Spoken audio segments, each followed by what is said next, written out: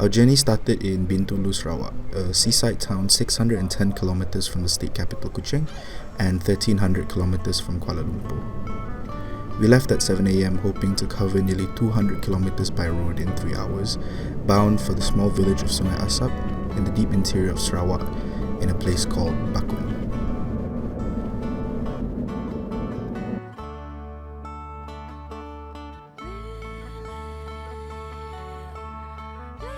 Up until 26 years ago, Sungai Asap as a village didn't exist. Most of its residents lived 70 kilometers south of Sungai Asap in a collection of scattered indigenous villages along the Rajang River, the longest river in Malaysia. That is, until the government came along.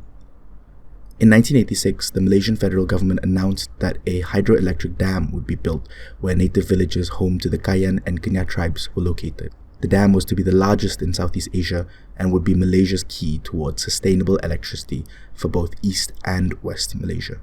All of it seemed wonderful, except for the residents who were forced to make way for the dam and whose villages would soon be underwater. Though the Bakun Dam project would face delays due to financial crises and mismanagement, by 1998, the residents of Bakun, comprising 15 villages and more than 9,000 residents, were forced to leave the only homes that they had ever known, to be resettled on a barren patch of undeveloped land the government had allocated to them. But back to our journey for a second.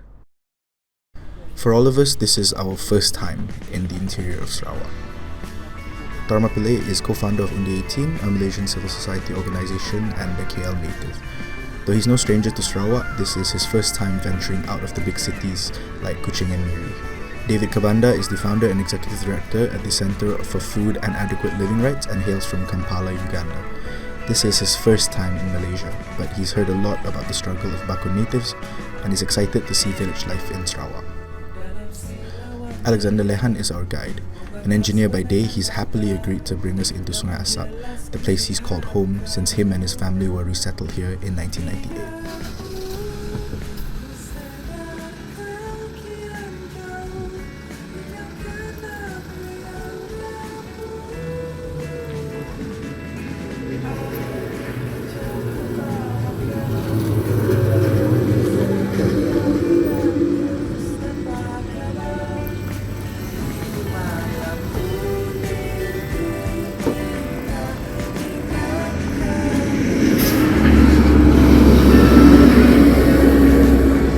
As an outsider, it's difficult to comprehend the distance and the scale of Sarawak, the largest state in Malaysia on the island of Borneo. Driving through trunk roads deeper and deeper into the interior though, one sees a quieter pace of life here. Electricity transmission lines from the Bakun Dam seem omnipresent on our journey, an indelible symbol of why this road was built and why we're travelling to Sungai Asap. From the dam, these lines snake through miles and miles of rainforest to carry electricity throughout Sarawak. How are you feeling right now? Feeling good. I think it's very interesting to drive through and see the activity, the economic activity here, and of course looking at the rows and rows and rows of palm oil plantations. And of course, quite interesting to see it up close. And I'm just excited to be able to explore the area and to learn more about the story of the community here.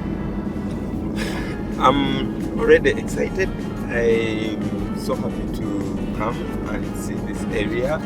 I'm looking at the plantations and of course learning about the story about this place and concerning people's land and how they live. So looking ahead to also meet the people and have this conversation and how it has affected or impacted their lives and both social and economic. Arriving in the village, we visited a few longhouses, as they're called in Sarawak, multi-family dwellings where many villagers live communally.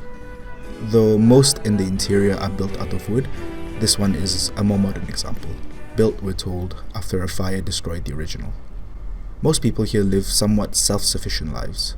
We set to talking about life in Sungai Asap, how communal living is adapting to a new generation of inhabitants, and how the villagers have adapted to being resettled after 30 years. But I can't help going around the kitchen and seeing tinned and packaged food, symbols of modernity and consumerism surrounding us, imbibing the once hunter-gatherer and agricultural community of Borneo into the fabric of modern Malaysia. Tapi bukan kalau simen ke apa dia susah nak bakar ke? Ke macam mana? Ini semen, tapi itu rumah kayu. I see. Rumah kayu lah yang paling bahaya. Yes, betul. Yeah. A wooden house, very high risk. Yes. So this is much Concrete safer. house, It's called concrete house. You won't get burned so easily. Yeah. We chance a meeting with one of Alexander's relatives, himself also a victim of the Bakun resettlement project, which displaced him and his family to Sungai Asap to make way for the Bakun Dam. Memang lain tempat kan kuasaan, baru ngam, Manyabeng lain kuasaan, baru memang. Ini tidak. Itulah dari ketua masyarakat dengan WB lah. Saya betul membantah lah, jarang. Tidak ada pemenangan jawab lah. Jadi rajin lah. Kita rajin juga. Sedih lah. Sudah susah. Pikir-pikir hidup sini memang teruk lah. Kalau sendiri tidak kuasa. He told us personal stories about his time in the old village and how Sungai Asap compares to the heady days as a youth. There's no way to make a living here unless you work hard and earn a wage, he tells us. The dream of agricultural self-sufficiency that his ancestors knew in the past is no longer a reality for him. Now, in his 60s, he still works hard, tending to the small plot of land provided to him by the government, just so he can pay his electricity and water bills, buy food, and send his kids to school. This is what some people would call a more traditional longhouse, more typical of the Bornean interior and made completely with Bornean ironwood.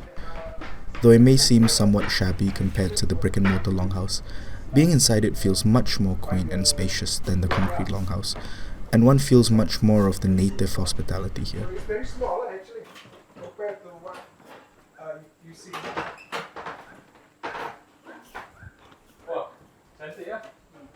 So the original this one, the original one, For a minute or so, we stand in the communal area or ruai of the longhouse, the space where guests are hosted and where communal celebrations take place. Hello, brother nih. Jumpa kita punya kawan dari Afrika, dari Semenanjung. Hai. Kalau ada tuak-tuang, nggak tuak? David seems to want to know more about how people in these rural communities continue with their lives amidst the seeming lack of infrastructure, of public services.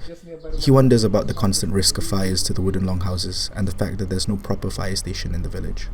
I managed to talk to this gentleman, a friend of Alexander's, about how their resettlement transpired and how he felt about living in Sungai Asap today. Itulah orang cakap kita. Oh, dia cakap macam itu? Kalau kita tidak setuju. Tapi kalau sikutkan kan dia kena betul tanya dekat kita kan? Betul-betul tanya. Adakah setuju, Isik setuju. Ya. Tapi Isik tanya macam itu. Tiada. Kami rumah panjang tiada. Itu Datuk Tajang dia terus tekan kita saja dulu. We weren't allowed to say no, he tells us, as he explains how the villagers consented to the Bakun Dam and their resettlement to Sungai Asap. They called us traitors, he said, but we were just kids then. He tells us that in the end, village elders and customary leaders had decided on their behalf, and through corruption and inducement, they sold out the ordinary villagers and sunk the only place they ever knew as home. Now we're forced to pay for electricity, even though we gave up our homes and our old lives, he tells us. It's amazing to see so many smiling faces juxtaposed with the reality of the struggle of their displacement here. Even if modernity forced them to uproot their families and their way of life, that communal spirit is still very much present in the local community, a seeming last vestige of life in the old village. Nearly 30 years ago, the villagers of Old Bakun arrived here with little to nothing. They were told to rebuild their lives, but were given nothing to do it with. No roads, no tools, just empty plots of uncleared land. Even today, the villagers struggle to find space and resources to recreate what they lost at the bottom of the Bakun Dam.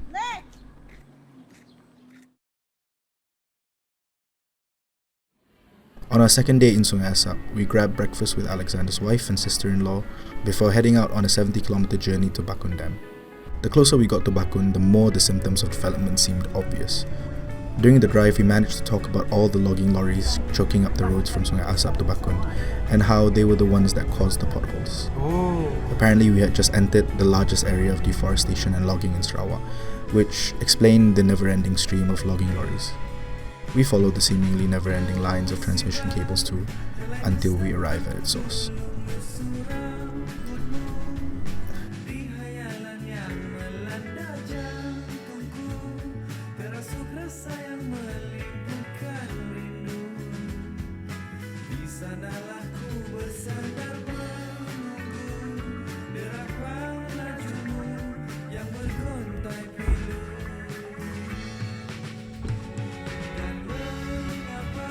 Standing on the banks of the reservoir has an eerie quality to it. Everywhere seems deafeningly quiet, and it feels like you're standing on the beach of a small ocean. It's surreal to think that underneath all this water is the remains of a village lost to time, all the longhouses in situ, and all the memories left behind.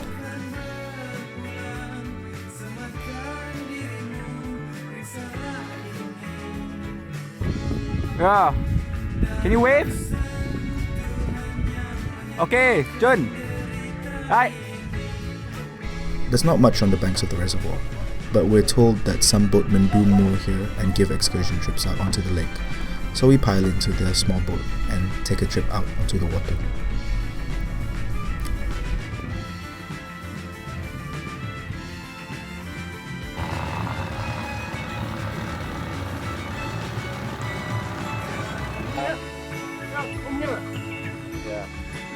Dia takut sikit sebab dia tak boleh berenang.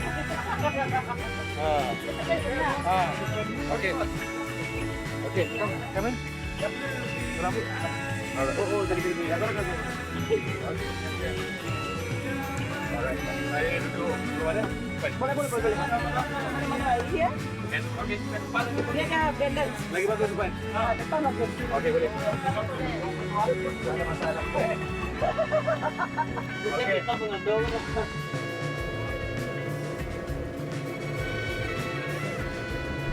Even now, I struggle to comprehend that all this water was once lowland, home to 9,000 native subsistence farmers living in harmony with the lush vegetation and rainforest fauna. It's a wonder how everything looks underwater, that untouched grave of generations that is slowly being forgotten as a new generation is born in Sungai Asap, without any memory of life in Bakun before the dam. I want to give some casual thoughts about where we are right now.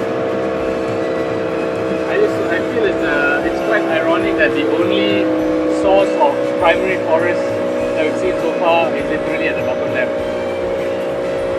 Right? These are all untouched forests. Yeah. Whereas everything else was turned into palm oil estates. But I think, it's a huge area, and it's basically an entire ecosystem that exists over here. Like a mini ecosystem, right? You've got so many building sites, so many boats. Yeah. Dia rasa sedih bang bila naik di musim Kepanganan. Memanglah sedih sebab kampung lama kami di dalam sungai, di dalam lake sudah, di dalam pasir sudah. Memang sedih lah. Salam. Salam baru tengok rumah panjang. Yeah. Ya. My own village. Your own village was here. Yeah. Oh wow. So Asap is 15 village move go to Asap because of this 15 villages. this project. Bakun Dam.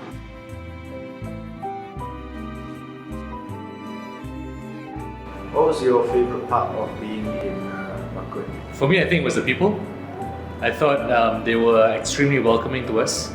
They were very kind.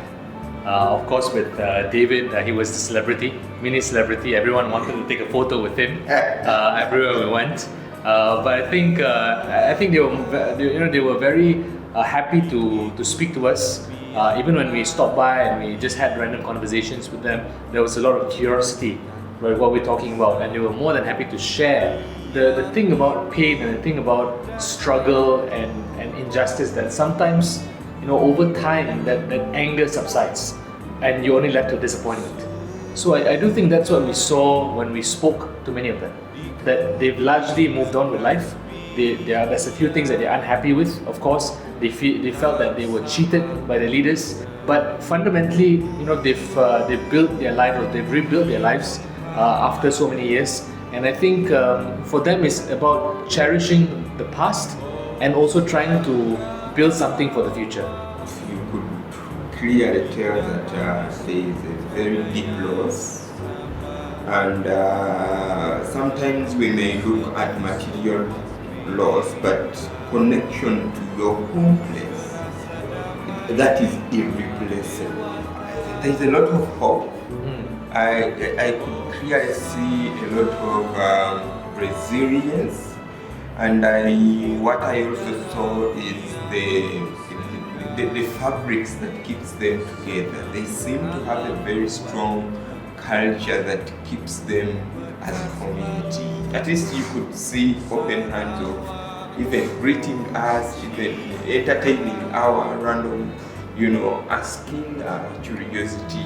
I think that is great.